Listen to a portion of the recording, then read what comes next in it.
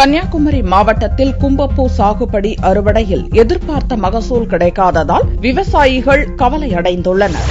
கன்னியாகுமரி மாவட்டத்தில் கும்பப்பூ சாகுபடி அறுவடை நடந்து வருகிறது. கும்பப்பூ சாகுபடியின் போது போதிய மழை இல்லாதது மற்றும் உரம் தட்டுப்பாடு போன்றவற்றால் விவசாயிகள் சிரமமடைந்தனர். உரிய காலத்தில் தேவையான உரம் போடாததால் பயிர்களின் வளர்ச்சி குன்றியது. தற்போது அறுவடை நடந்து வரும் நிலையில் எதிர்பார்த்த மகசூல் கிடைக்காததால் விவசாயிகள் கவலையடைந்துள்ளனர். 2 ஏக்கர் பயிர் வச்சிருக்கேன். 2 ஏக்கர்ல போன வாட்டி விளைச்சல் நல்லா இருந்து, இந்த வாட்டி மழை பரவாயில்லை, இருந்தாலும் உரங்கள் வறுத்து நடவு நேரத்தில் உரம் இல்லாமல் ரொம்ப கஷ்டப்பட்டு பயிரெல்லாம் ரொம்ப வளர்ச்சி வராத அளவுக்கு இருந்து உரம் கிடைச்சி போடச்சுமே அந்த உரம் வயலுக்கு சரியான இது கிடைக்காதனால விளைச்சல் ரொம்ப போன வாட்டியை விட இந்த வாட்டி மகசூல் ரொம்ப குறைவாக தான் இருக்கு.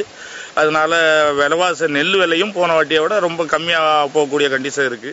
இந்த இழப்பை ஈடுகட்ட நெல்லுக்கான விலையை தமிழக அரசு அதிகரித்து வழங்க வேண்டும் என்று விவசாயிகள் கேட்டுக் கொண்டுள்ளனர்.